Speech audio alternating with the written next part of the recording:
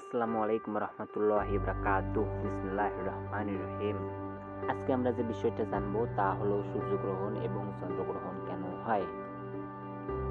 এই বিষয়টা অনেকেই জানে না, তবে জানতে চায়। মনে করুন তো, আমরা যখন ছোট ছিলাম বা আগে আমরা মনে করতাম সূর্যগ্রহণ যখন হয় তখন মনে হয় সূর্যকে কোনো কালো বস্তু খেয়ে ফেলছে।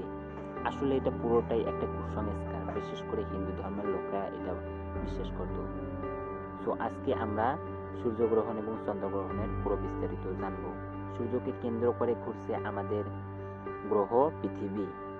আবার পৃথিবীকে কেন্দ্র করে ঘুরছে ন্যাচারাল স্যাটেলাইট অর্থাৎ প্রাকৃতিক উপগ্রহ, পৃথিবীর প্রাকৃতিক উপগ্রহ চন্দ্র অর্থাৎ চাঁদ।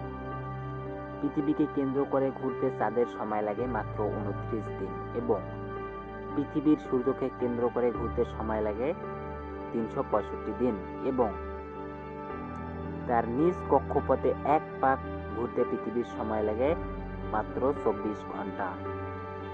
আসুন এবার আমরা বৈজ্ঞানিকভাবে জেনে নেই সূর্যগ্রহণ কেন হয়।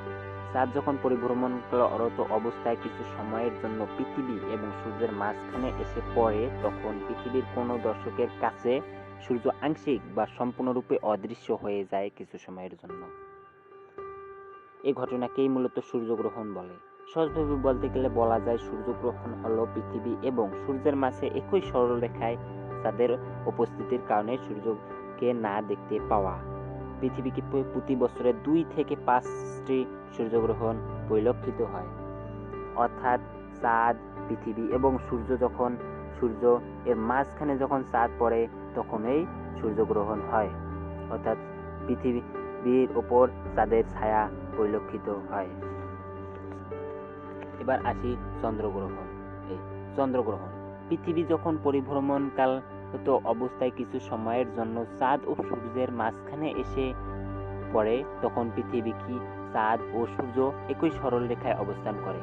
পৃথিবী পৃষ্ঠে কোনো দর্শকের কাছে চাঁদ আংশিক বা সম্পূর্ণরূপে কিছু সময়ের জন্য অদৃশ্য হয়ে যায়। এই ঘটনাকে চন্দ্রগ্রহণ বলে। সহজভাবে বলতে গেলে বলা যায় চন্দ্রগ্রহণ হলো চাঁদের উপর পৃথিবীর ছায়া, যা আমরা অ্যানিমেশনে দেখতে পাচ্ছি।